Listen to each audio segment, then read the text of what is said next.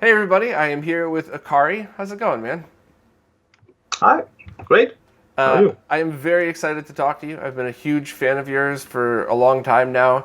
The SD2SNES is one of those things that I think if I had known that this would exist when I was a little kid, my brain would have exploded. Oh, It's yeah, huge fan of your work. Just before we even start, thank you so much for putting that out and then making it such a cool open source project. yeah, yeah, you're welcome. I had never intended it to get this big, but it just happened, I guess. So, how did you even get started doing that? Oh, well, that's kind of a long story. Goes back to 1999, 2000. Okay. That's when I kind of came back to the Super NES after messing around with the PlayStation a bit, but only as a player. Uh, I was discovering emulation around that time, maybe a little earlier. So SNES 96, 97, and then 9X. With the sound emulation evolving slowly, that was pretty exciting to be a part of as an observer. Absolutely. I remember when it was exciting just to be able to see the rain in the opening of Zelda, because that was a hard thing that people didn't seem to be able to get. Yep. Yeah, and around that time I thought, wow, there's so many games I never knew of. Like, there's a sequel to Secret of Mana. Wow, what's that? It looks so great and it plays better somehow. And it would be cool if I could play that on my real system. And so I began using original cartridges, taking out the ROM and putting in a flat cable connector, like a SCSI connector, and made a little PCB self-etched that I could plug in on the outside, which contained a little flash chip, and program it using an old ISA card, which was called the card disk interface. I don't know if anyone remembers that actually, but I made a custom software for it for DOS, so I could program the flash, and after some fiddling, it actually worked. So that was the very first prototype sometime in 2000. So you made your own hardware and software in order to do that? Yeah, the hardware actually I did together with a friend. So he did most of the footwork, like etching a double-sided PCB that you would put in your PC. That was pretty amazing. But yeah, there was some software that came with it, but it was pretty limited. It was shareware, I guess. It was limited to 8 megabits. And you had no flash function, actually. So I kind of reverse engineered the card, the PC card, and wrote a little DOS tool. Also a little hex monitor that would view the cartridge in real time. So you could plug a cartridge, a Super Nintendo cartridge in, and watch it, basically. That's like incredible. Where did you get the info to do all that? Were you already working with electronics for a while? Did you just try and research and figure it out? Sort of. I had a friend in school. I started to do with some electronics work with him, but on a more basic level, actually, the 74 logic and stuff like that. Old CMOS and TTL glue logic stuff, and some LEDs. And later on, I guess I got a data sheet. It was a simple I/O chip, 8255 from Intel, that was used on that PC card. And I just tried poking at it, and at some time it worked. So that was the very basic beginnings. And then, that was that. And I often thought it would be cool because basically to support different mappers, like high ROM, low ROM, and those two were the major ones back then, with all the newfangled stuff these days. I would need different donor cartridges, and so I thought it would be cool if I could like do an own cartridge shaped PCB that I could plug in directly, and maybe use some jumpers or a simple CPLD or something to support basic mappings. And yeah, that was still a very early idea. So how did that work? Did that take some of the special chips off of the donor cart and put it onto a custom PCB? That remained as an idea, actually. So I never did it. Oh, okay. It's like, I put that idea aside and carried on with other stuff in life, like studying, and but then I got to know FPGAs, and I was on a half-year exchange program in Hiroshima, actually. Oh, wow. Where I had a very cool professor who was an FPGA enthusiast, I think. And we did that little project where you build your own computer using an FPGA. So we had a huge PCB prepared, like a little bit bigger than a sheet of paper. And there was an FPGA on it and lots of holes, basically, where you put ICs and post connectors and wired it all up manually. And also program the FPGA. And that was the beginning. So cool. Then I kind of got to know what an FPGA is and what it worked like. And when I got back to Germany, actually in 2009, I had an inspiration because I was at a convention. We ran a little anime convention over here, and I was in charge of the games room. And a friend of mine brought the SD2IEC. You may have heard of it. It's for C64. I've heard of it, but I've never seen one.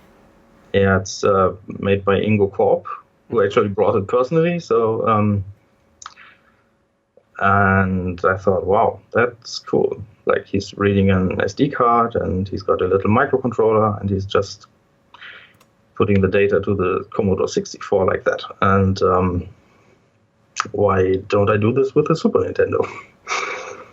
And so I kind of started doing lots of research and look at different chips and what could I buy and how complicated would I make the design? Like, could everybody build it? Or I scrapped that idea pretty much in the beginning because the chips that were easily available and easily solderable were just too small in terms of capacity, and it would have been too big of a cartridge basically and consume too much power. And probably be much more expensive. Yeah, maybe that too. So I just started looking at what would be good for the design, or what would be easy for me to design, maybe. And so I came up with the first version of the SD2SNES, basically, which was smaller FPGA and SRAM chips, 4 SRAM chips of 16 megabits each. So that made up 64 megabits, half of the today's version's capacity. And those chips were super expensive too, like $20 per chip. So. Oh, wow. So you just made one prototype of that one? Yeah, I made a couple of prototypes, and the first one was still using an original CIC, because the super CIC or the reverse engineered CIC just started showing up on hackme.org. The genius named Seghur, I don't know if it's pronounced like that, posted a reverse engineering report of the Super Nintendo CIC and also disassembled code dumps. And so, that was amazing. I think, I don't know how I did it, but I took that code and ported it to a PIC microcontroller and got a working implementation of the Super Nintendo CIC. So there would be no need to harvest original chips from their cartridges, which was kind of giving. Yeah, that's so important because when projects like this first start out, there's usually a lot of these things, and there still are tons and tons of Super Nintendo games floating around. But the whole point of something like this is that you don't need anything of the original, both because you don't want to ruin an original, and because it's supposed to be its own standalone product. So I love the fact that a lot of these projects have evolved to completely be standalone from any existing property. That way, you don't have to worry about killing something to make something else work. Right, and also it has the advantage that it works on all consoles, because I put that little multi-region stuff in there. Mm-hmm. And that's, that from testing purposes alone, that's a huge help. I imagine there's people with different region consoles that find that really helpful, but for me, when I have 20 Super Nintendos from around the world that I'm trying to use for testing, and I could just grab that one cart and go, I know that's an extreme case, but that made my life so much easier. Right. Yeah, it was cool. And also the Super CIC added value mode, I call it. It's called pair mode, I guess. That was back in 2009, 2010, I guess. Mm-hmm. Yeah, that name stuck. And that allows you, if your Super Nintendo itself is modded also with a Super CIC, that you can actually change the video mode by software. Yeah, so that is very cool. Yeah, you can use the SD2SNES menu to change the video mode, and also tell it to change the video mode according to the game's region if you want. Yeah, I believe Zach Voltar has a Super CIC board, and I believe it actually came from Germany, a one-chip Super Nintendo. And he loves that one. He says, you can just, anything that you need to test, it just turns it into the hardware that you need it to be. So that's perfect. Yeah, that's cool. Yeah, that clock switch, I think I once bought a Super Nintendo and just wanted to mod it like the usual Switch mod. Mm-hmm. That's long ago, very long ago, before I even started working on the SD2SNES. Like maybe 2003. And it wasn't possible back then. I didn't know that something like the one chip exists, and I bought the Super Nintendo from a pawn shop, not porn shop. And I took it apart and wanted to mod it. As usual, 2 PPU pins, lift, connect the wires, etc. And there was only one chip. That's funny. So I found some info on the net that one too has a PAL NTSC switch pin, but you also need to switch the crystals, because there's a PLL in the PAL Super Nintendo that would multiply the input clock, so you get the color carrier for PAL, like 4.43 megahertz directly from the crystal by a simple division, but also something that is close to the Super Nintendo 21 megahertz master clock. And therefore they needed an extra crystal for the PAL Super Nintendo, which means switching the crystal with an extra switch, and sometimes it worked, sometimes the wires were too long, etc. And so kind of one of the byproducts when I started working on the SD2SNES was also the electronic switch for the one-chip consoles. Mm-hmm. What do you mean the electronic switch for the one-chip consoles? I think I lost you there. So you don't need a physical switch to switch the crystals. Oh, right. Okay. All right. Sorry, so gotcha. Do it electronically. You want the Super CIC mod to be able to switch the region and the output frequency. So you need some means to do it digitally, basically. Because the way to connect the way that you connect the Super CIC is different on a one chip than a two chip. So now you're able to switch them both electronically. Yeah. Sorry. Yeah. All So right. Cool. you just need that extra piece so you can adjust the clock. So you don't need to do that on a 2-chip or 3-chip, like I like to say, console, because you can't on the 1-chip you can't have the Super CSC flip a physical switch to switch the crystal pins. You know, I never, as a kid, I don't ever remember stumbling across a 1-chip. Obviously, the Mini, but nobody I knew back then could afford anything RGB related in the States, so that wasn't, that wasn't even a thought. But I do remember the white line issue as a kid. I do remember. I think it was even, to be honest, I think when we eventually got a Mini, I brought it home and plugged it in, and I distinctly remember thinking, is there something wrong with this TV? And then bringing it to a different TV in the house and going, no, why does Super Metroid do that? Why is there a line in the middle? And when I was testing, I got a couple of consoles in that did it much worse than others. And then I didn't even realize, but I started using the SD2SNES, and suddenly I couldn't find a console that did it anymore. And it took a few months to realize, because I believe the power circuit in the SD2SNES is more efficient, and that's why you could actually get less or no white line on a console that would normally have it using the SD2SNES versus original cartridges. Did you ever have any, like, was that ever intentional, or did you just do a really good job building it and that was a good side product? I don't know. It wasn't really intentional up to revision F, when I started putting the big electrolyte capacitor, which isn't an electrolyte capacitor, but just a huge ceramic capacitor, just behind the power pins. But before that, it could also be masked on some consoles, just because the load variance from the switching regulators sort of masked it, I guess. I don't know. But even before revision F, with the large capacitor, it was at least less noticeable, I think.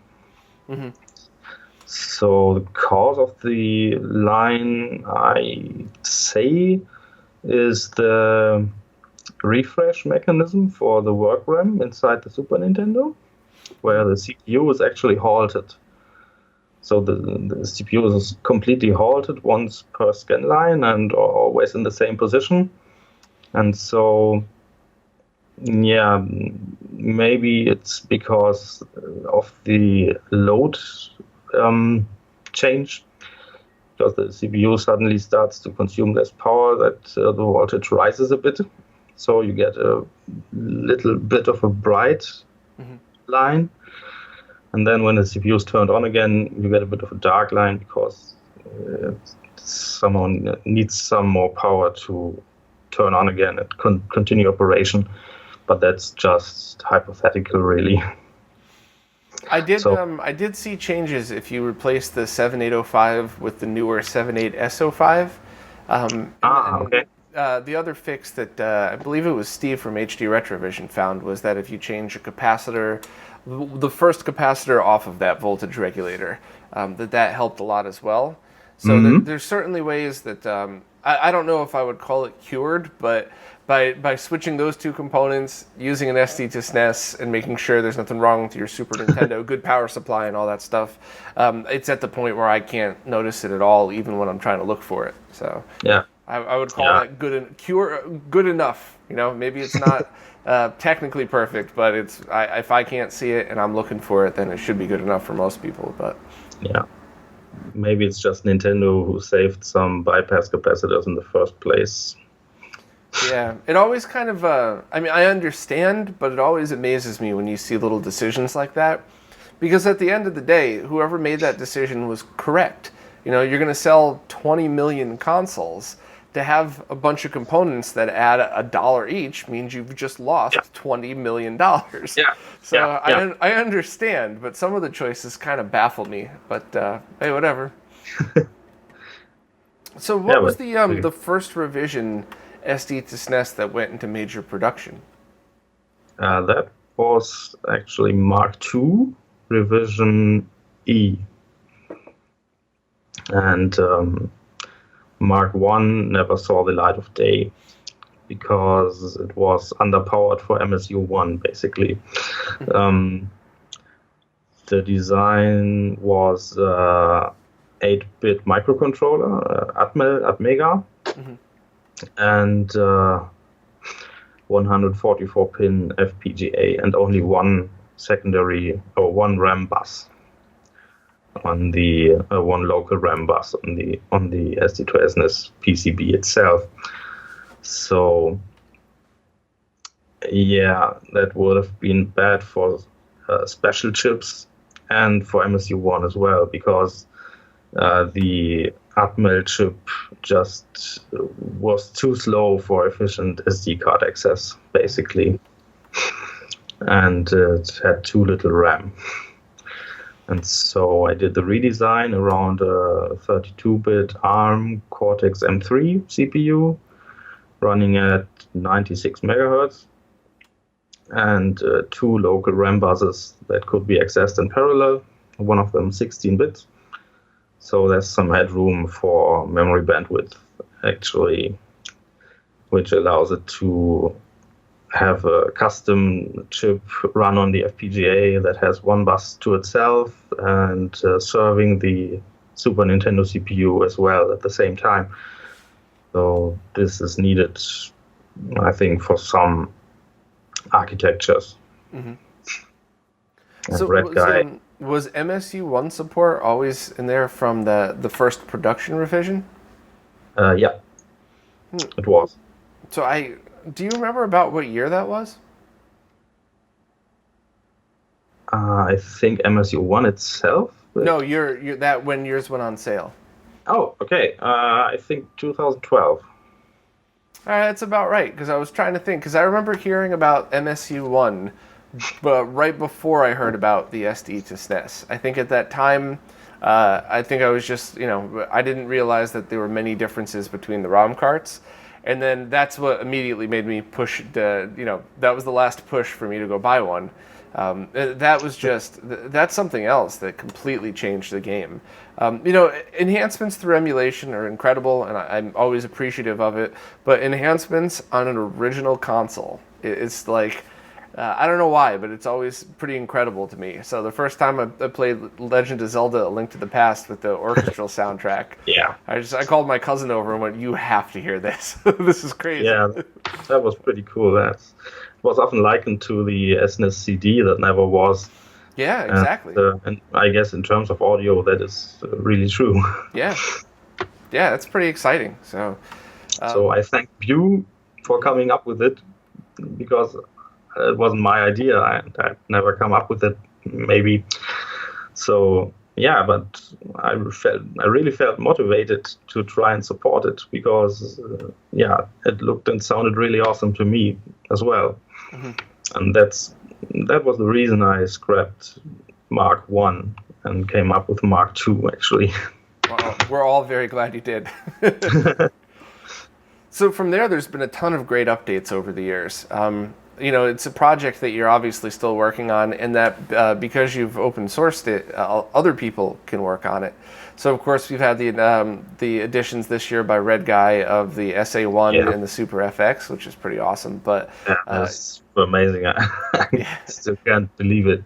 I know, but you had implemented a lot of that stuff yourself beforehand with the different chips, like the Capcom chip, I believe, and the how did you even, like, how does something like that even start when you sit down to say, all right, I want to try to add chip support? Is it reverse engineering the chip and then trying to rewrite it in Verilog for FPGA support? Is it finding data sheets, a little bit of everything? Like, it's a little bit of everything. Yeah, it's like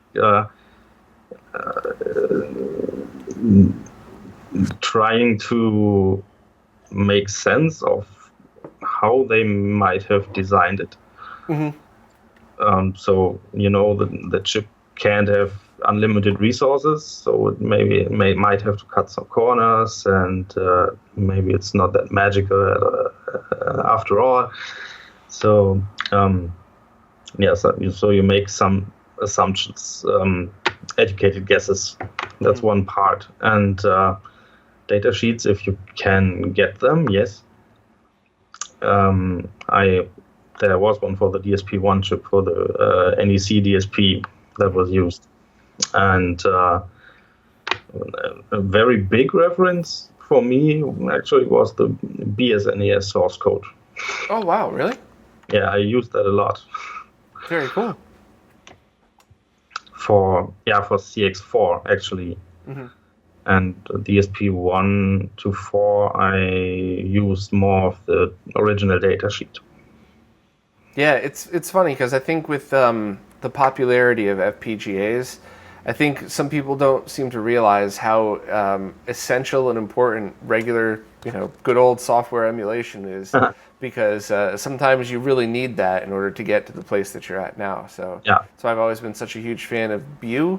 I could never say the name right, but we all know who I'm talking about. And it's you're right, I guess. Okay, but yeah. So the compatibility now with the SD2SNES, with all of the things that you implemented and now Red Guys, it's almost at 100% at this point. It's a pretty, as far as percentage of total Super Nintendo or Super Famicom games released, there's not many that can't be played, right? Pretty much, yeah. Unless you're a shogi fan, I guess. There are two, those two Japanese chess games that use the ST011 and ST018 chips by SETA. I guess the ST011 might be possible to do somehow with cheating, but the 018 is really out of the question because it's a full-fledged ARM CPU with 128 kilobytes of ROM and running at a full 21 megahertz. I don't have a chess game. Yes. Huh. I mean, don't get me wrong. I'm not knocking chess. I always liked and respected chess players in the game, but I can't imagine that you would require that much effort to. Is it a game with like a lot of animations or something, or is it? No, it's just for the AI, I think. Oh. For the CPU player. Oh, that is so cool. Well, now I want to try it. Huh, interesting. Okay, I honestly didn't even know that. I'd never heard of those games. I don't usually, and maybe this is wrong, maybe this is ignorant, but I don't pay attention to a lot of the like chess, checkers, casino games, stuff like that, because the experience of those games is, if you really want to play blackjack, you could grab your cell phone, you can grab a deck of cards, you can grab a console from the 80s. It's the same. It's not, it's the same experience. I mean that in a good way. I never pay attention to any of those games. So that's now I really want to go back and see it. And I know a few very good chess players. So I want to see how the 90s AI could handle it. I got to send at least one of them. I'm going to send the cartridge of that to you. That's funny. I'm glad you told me that. So, what's next on the list? I mean, you guys have compatibility pretty much nailed down. You have very cool features. Before we get into that, I'm sorry. There's a feature that you added a while back that I thought was very cool, and didn't even realize that it's something that could be done. But I believe you had compensated for the brightness attenuation issues of the one-chip consoles by turning on the mode. Yeah, could you talk about that a little bit? Actually, it consists of two features. The first one is what I was originally intending to do. The one-chip RGB DAC doesn't like some brightness changes. Mm-hmm. That's why the shadow is invisible in Airstrike Patrol, for example. Mm-hmm. Because it changes the brightness in the middle of the screen, in the middle of the scan line, and it is applied in the analog domain inside the PPU section of the one chip. Mm-hmm. And just can't react to it that quickly. It's because they redesigned the DAC from the original PPU2's design, I guess, so it responds better to pixel brightness changes. Mm-hmm. because the old SNES has quite blurry picture, and the one chip obviously doesn't. And redesigning the DAC was part of that. So I fiddled around a bit with different brightness levels and to try and see if the DAC could be made to actually display the change quickly, or the shadow. And it turned out that if I don't let it set the brightness to 7 or 8, I think it was originally for the shadow, but just to 0, then it would show. And so that was one part of the patch. And there was something else. I think in Rudra's Treasure, it does a brightness change mid-screen for displaying text boxes. Mm-hmm. And the one chip actually has a sync glitch at that place, because the DAC applies a DC offset to the RGB output, which then propagates to the composite output and also to the sync output. And my CRT monitor gets a little bit wobbly around those areas. Huh. Yeah, that was, I guess that's really a design mistake on Nintendo's side, because something like that should never happen. Yeah, absolutely. And like patching the value, overriding the value that gets written to the brightness register helps somewhat with it too. And there's a third component of the first part of the brightness fix,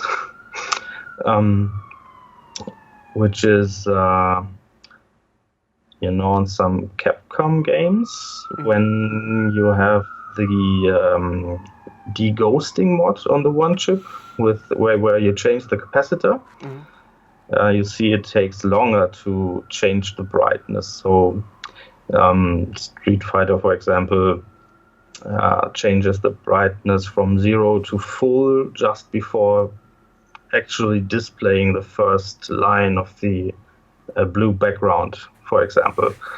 And it takes the DAC some scan lines to react to that when you have the capacitor mod installed. So you get like a bit of soft fade-in on the top of the screen. Mm-hmm. That has been discussed on the Shmups forum. Mm-hmm. And if you patch the brightness register in a certain way, then you can make that disappear too. So that was the original intention of those fixes.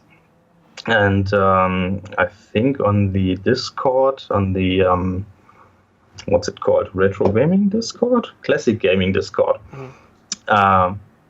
I discussed that and also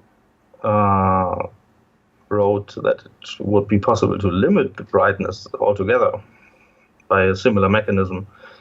You detect if the CPU wants to write to the brightness register and just override the bus. It's not pretty, but works usually. And so you just need a rule set that detects if you are trying to write actual brightness or changing to forced blanking, turning off the display, turning on the display, etc. And So that's I'd forgotten about that. I'm glad you mentioned. So the one chip brightness setting is a setting inside the SD2SNES menu that you could toggle. But what you were also talking about was if you go through and modify the Super Nintendo one chips, and then you add the capacitor fix that fixes the ghosting issues, one of the side effects of that is some weirdness in Street Fighter and some other Capcom games. And you had created a patch so that you could patch the ROMs in order to not have that happen, correct?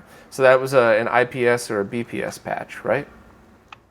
That was the prototype, so to say, yeah. I think I made a little IPS patch for Street Fighter and posted it. And now is it implemented right in the SD2SNES menu? It's implemented as an FPGA feature, actually. So the FPGA tracks the brightness register accesses and injects values itself. So you don't need to patch the ROMs. So yeah, on the latest version of the firmware, then you just you do the capacitor fix to a one chip, and then that's it. You don't need to do anything else to the ROMs. You just play the same Street Fighter ROM as before, and the SD2SNES takes care of it. Yeah, basically. That's very cool. Thank you. With the current firm release, there are some glitches and quirks, but so for example, if the game uses DMA to write to the brightness register, then it wouldn't detect it right. Mm-hmm. But I fixed that in the meantime, and I hope I release it shortly. Very cool. Now, you the version that's at least available right now at the time that we're recording this, there is something called in-game hooks, which is just the button combination that allows you to bring up the menu and stuff like that. Throughout the past few years, occasionally test features have been added that sometimes in-game hooks need to be turned on or off depending on the game that's playing. Could you talk a little bit about that, and should people leave them off or on by default or anything? Yeah, I guess purists would leave them off. Mm-hmm. If you like the convenience, so you can go back to the menu with buttons, turn it on. If you see it breaks your game, turn it off again. Basically, it works by patching the interrupt vectors. So that when an interrupt occurs, like the vertical sync interrupt, which most games use once per frame to do some housekeeping, it would not jump to the game code directly, but first to some code inside the FPGA that reads the controller and sends some commands to the microcontroller accordingly, and then jumps to the original game code. And that's the hook that would tell the SD2SNES to reset, for example. And the hook is also required for RAM cheats, actually. Like action replay cheats that start with 7E or 7F, because some CPU routine is required to patch the RAM inside the Super Nintendo. That was a great explanation, and I completely understand. Now, not only do I understand what it does, it makes sense on why certain beta features might interfere with that, because if you're trying to add some of these new things that pull the same registers, it might cause an issue. But you just said, this is a random question, but you just said how most Super Nintendo games pull once per refresh rate, so 60 times per second. Have you seen any Super Nintendo games that are faster than that? None that I can think of. There are some games that use multiple interrupts per one frame, but those are usually to do raster splits. So like display a head-up display, and then score display, and some status bars, and the active game area. Like R-Type 3 does that. It has, I think, 3 interrupts to change screen parameters mid-screen. And I don't know why. Actually, there was no point to my question. I was just curious because I had heard last year that some Atari games pull the controller every scan line, not every frame. Okay. And I didn't even understand why that would be necessary. So now I always ask the question to developers because I'm just kind of curious. But yeah, it was just curiosity. The Super Nintendo actually has an automatic joypad read mode where it does it once per frame, and software can just read it from a bunch of registers. But there's also the manual mode, which is maybe for NES compatibility. You use the same registers as on the NES and read them manually. That uses more CPU time, so they added that automatic mode, I guess, for convenience and to save about 2 or 3 scan lines of CPU per frame. About that multiple IRQs, why I'm sort of puzzled that developers still use it on the SNES is because the SNES also has a hardware acceleration method for that. Called HDMA, So basically, you can program the DMA engine to do the mid-screen work for you. So in theory, you don't need the CPU to do it. But back in these Commodore 64 days and generally home computer days and early console days, you had to do it that way. So maybe that just stuck, and old habits die hard. And just know how to do that, so they do it. That's the explanation for so many things in the tech world. Not even video games, just the tech world, and probably all over the for every industry. But it does kind of crack me up sometimes where people just get so used to doing something. Sometimes it's laziness; they don't want to learn something new, and other times people just don't know something else exists. And I'm definitely guilty of the second one. Sometimes I'll continue to do something the same way because I don't even know there's a new way to do it. Yeah, me too. Well, all right. So now that we got to the part that I almost forgot, what is next? What else have you been working on? Do you have anything coming up? Any other projects? Well, for one thing, I guess 2 more features are in the pipeline from contributors, like Magno, who's known for ROM hacking and translations already, has SDD1 support in the works. And it's basically finished, but he's fighting some glitches that appear now and then. Yeah, but I guess that's almost done. That's very cool. He needs to take a break right now, and that's okay. Yeah. No rush at all. What are some games that use SDD1? 2 games I can think of right now. One is Star Ocean.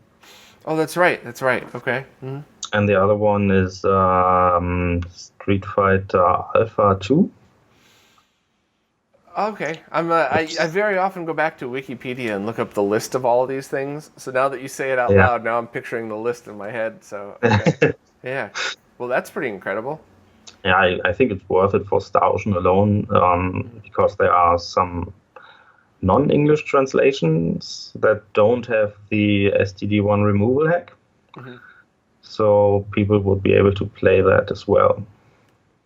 Yeah, that's awesome. And the Street Fighter port for the Super Nintendo is kind of crappy because of all the loading delays. Yeah. Which aren't caused by the STD1, by the way, but by sound upload to the SNES SPC 700. They do that a lot just to upload a speech sample, and it's kind of inefficient. And that's why there are so many loading times in the game. I think I always played that game on other consoles. So I guess there's no real need to do it on the Super Nintendo, but why not? Maybe someone comes up with a nice hack to speed up the loading times. I mean, with everything that we've seen in the past year, it's plausible. Yeah, actually, absolutely. And the other, I was going to say SPC 7110, but so that's used for Far East of Eden. Mm-hmm. But I don't think it's being worked on actively right now. The other thing is save states. Yeah, that was just within the past week or so. Yeah, Furious ported Red Guy's save state implementation from the USB to SNES branch of the firmware to a standalone version. And so it's possible to do save loading and save state loading and state saving using the in-game hook. Yeah, that's incredible because I've gotten to know some speedrunners over the past few years. And, a technique they always have to use is if there's a hard part of the game, they need to play it over and over. So many of them switch back and forth between emulation and real hardware just to be able to do things like that. And because they're such experts at the game and they know it inside and out, they're always able to tell the difference when they're using emulation on a computer. So it's kind of funny. That's going to be really helpful to a lot of people. I wonder how many Super Nintendo games speed times will be cut down just as a result of that. Yeah, we'll see about that. I guess it's so that the save states on real hardware on the Super Nintendo are hard to do actually, because you have the sound CPU, which is an isolated system basically. It was even a daughter board on the original Super Nintendo design. Mm-hmm. So once you got your code uploaded there and it's running, you have no way to obtain the present state of the sound CPU. So the current implementation just doesn't take the state of it, just take the state of everything else and applies it, and it seems to work well most of the time. There are some ROM-specific hacks also that make it work a little better. But for some games only. So in order to do this properly, not to sound too cocky, but you need some means to obtain the state of the sound CPU, and the only way to do that I can think of is to run your own sound CPU inside the FPGA. And maybe replace the Super Nintendo one entirely, so you don't have to worry about them synchronizing perfectly, etc. But that's not possible with the current SD2SNES hardware, at least. I mean, it's still an amazing feat, and it's still something that I just always try to remind people when I'm doing the weekly podcast. Every time we talk about features like this, we talk about free features from a product that you already own. So I think, enthusiasts and nerds like myself tend to get excited and, this is great, what about that? But I always try to remind everybody, like, you just got something amazing given to you. So if it doesn't work perfect, provide feedback, but, still be appreciative. So yeah, it's super amazing. And there's been so much development in the past year or so. It's always something new around the corner that I have trouble keeping up with it to put it in the firmware, in the official firmware, basically. So sorry about that, but I try to keep up. Yeah, no, you've been doing a great job over the years of this, so we all very much appreciate it. And if any developers are out there that think they could tackle it, you have everything right on GitHub, correct? Yeah. So there you go. Anybody that's interested, if you think there's a feature that you want that you might want to add, give it a try. So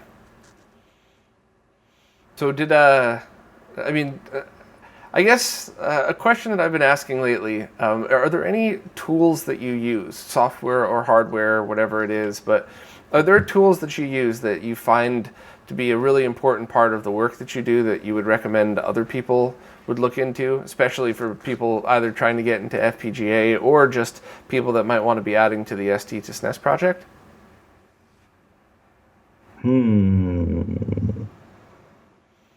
mean, you already said tackle a project from every way you can, try to get the data sheet, try to reverse engineer it, try to get some real hardware, but I guess that wouldn't count as a tool. That's just a practice. Yeah, so if you try to reverse engineer something or implement something, not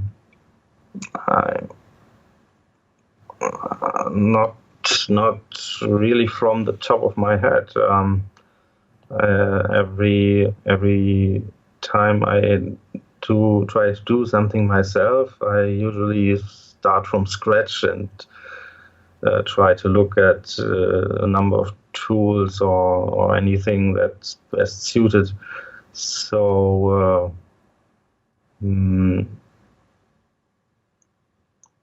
I do use BSNES Plus a lot for debugging. Okay. But that's only the Super Nintendo code side of things. So other than that, if you want to reverse engineer hardware, I guess Logic Analyzer will come in handy, and also an oscilloscope. And there's one website that has, I'll put a link in the description, but it has pictures of decapped chips Oh yeah, silicon prawn. Yeah, there you go. There you go. That one. Yeah, that's got to be at least a small help every now and then. Maybe for stuff that more the visual side of things. Probably not for Super Nintendo software programming, but certainly for Yeah. anybody of the chip engineering. Yeah.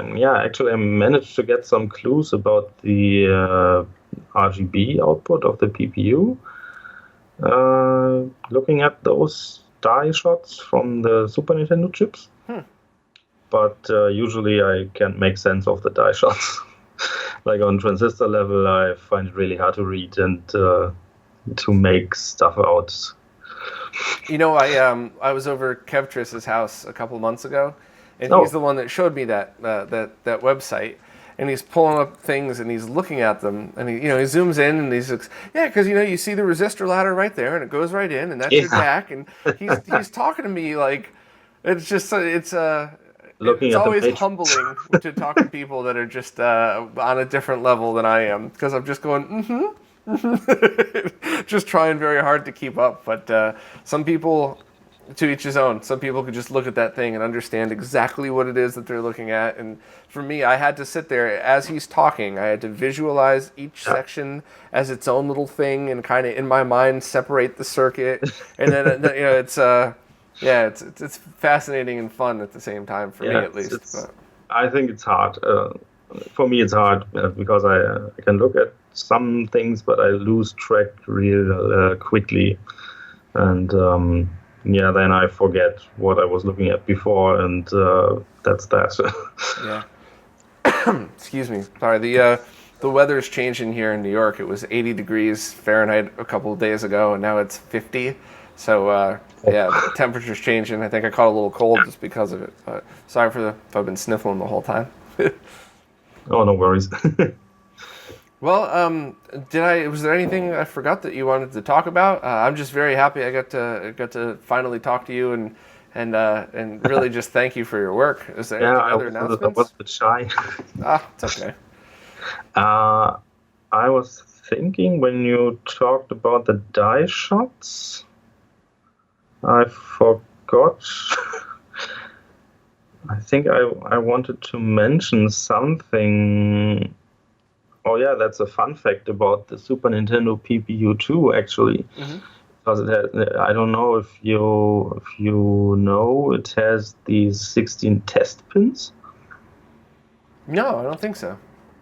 Okay, so when the die shots showed up the first time, someone on a German bulletin board actually suggested to look at those and what they do.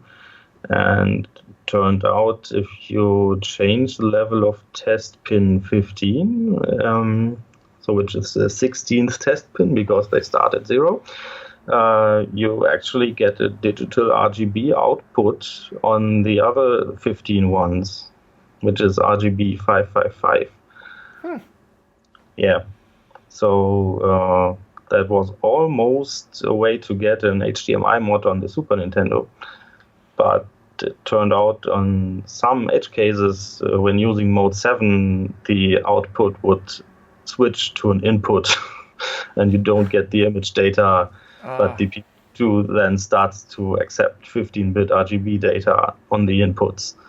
So maybe that was intended for some gen locking feature, I don't know, video superposition or something like that, titling, but that renders it unusable for an HDMI output, unfortunately. Well, I hadn't heard that. That's pretty incredible. That's so close. So close. Yeah. Huh. Well, thank you very much for your time to do this. I'm hoping to get out to Europe in the springtime, so if maybe I'll make the next meetup and go out there. But I'd like to do this again at some point and talk to you again. I just wanted to make sure to get you on here and thank you for all your work and kind of introduce you to people. Thank you too. No problem. Well, I will put links to your Twitter, your GitHub.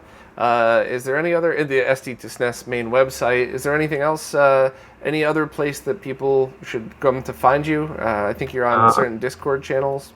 Yeah, actually the Classic Gaming Discord has an SD2SNES, I always say SD2SNES section.